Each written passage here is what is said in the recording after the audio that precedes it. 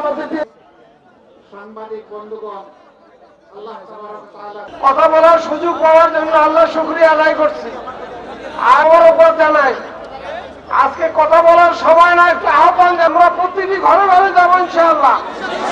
আমরা আপনাকে নতুন করে বলার কিছু নাই।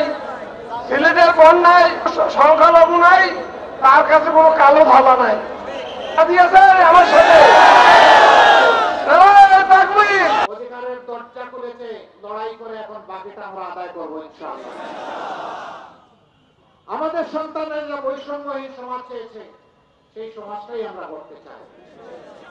এই সমাজ গড়তে হলে অবশ্যই দেশের সকল স্তরকে দুর্নীতি মুক্ত করতেই হবে, এটি আমাদের অঙ্গীকার।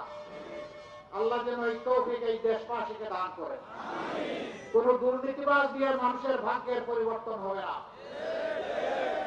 আজকে যদি মসজিদ পাহারা দেওয়ার দরকার না হয়, তাহলে মন্দির পাহারা দেওয়ার প্রশ্ন আসে কেন? নিশ্চয়ই সমাজে কিছু হুকুম পেঁচা আছে, এই পেঁচাগুলো আমাদের সম্পর্ক নষ্ট করতে চায়। আমরা সেই সুযোগও দেখতে দেব না। আমরা ওই কোরআনকে অনুসরণ করব। কোরআন, আমরা বিশ্বাস করি সমস্ত সৃষ্টির যিনি স্রষ্টা, তিনি কোরআনকে জীবন বিধান হিসেবে মানব জাতির জন্য উপহার দিয়েছেন।